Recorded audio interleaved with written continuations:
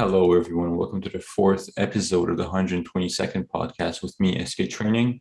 So for today, my guest is Coach Cristo.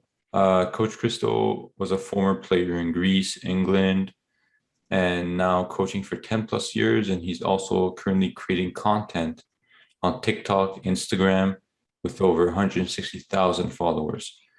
My question for you, Coach Cristo, is how hard do you really have to work to go pro? And how does that tie in with overtraining? So for me, I would say that you have to work a lot harder than you think you do.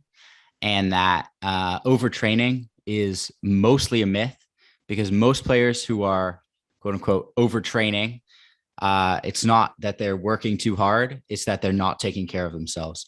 So so they're under recovering. And I know a lot of people will think recovery and instantly think stretching, foam rolling, ice baths, all of this stuff. It's not about that. There are a couple things that make up 99% of your recovery. And those things are sleeping well, 8 to 10 hours, eating enough and eating well, taking care of your mental health. Those three things make up almost all of your recovery, maybe some active recovery as well. So going on a walk, playing a different sport, maybe once a week or once a month. And obviously taking care of your mental health is stuff like, obviously I talk a lot about mental training on all of my social media, but also spending a little bit of time with your friends and your family. That stuff, helps you mentally as well. So I think that to go pro, you need to be training for hours most days. You need to be doing team training. You need to be doing individual technical training on top of that. You probably need to be watching a full professional game and analyzing it at least once a week. And I would say doing at least 10 minutes of meditation as well, on top of fitness if you need it, and a couple gym sessions a week. All right. Thank you. That's a great answer. One other small question I had in regards to that was, where do you find that balance between like hanging out with your friends and having fun and while still trying to maintain your training and working hard? So I mean, obviously, it can be tough when you're very caught up in what you're doing, and you do have to train very hard.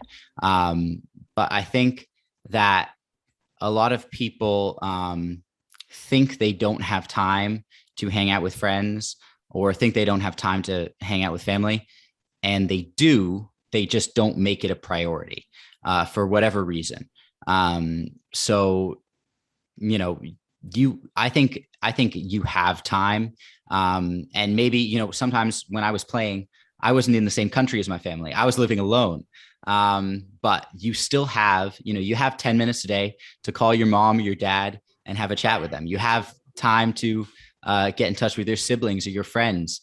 I think you just have to make those things a priority, because I think a lot of players look at it as those 10 minutes or 20 minutes or an hour or two that you're spending with friends or family.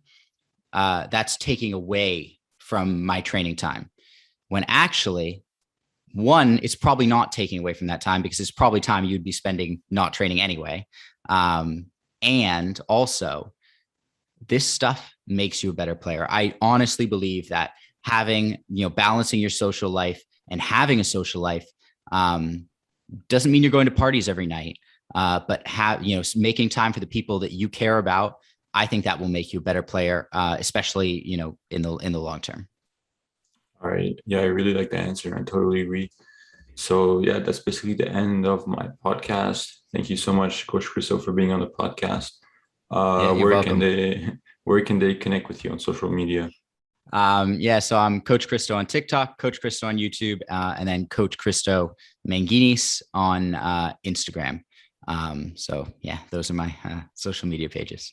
All right. And for the people watching, I'll catch you guys up next week with another episode.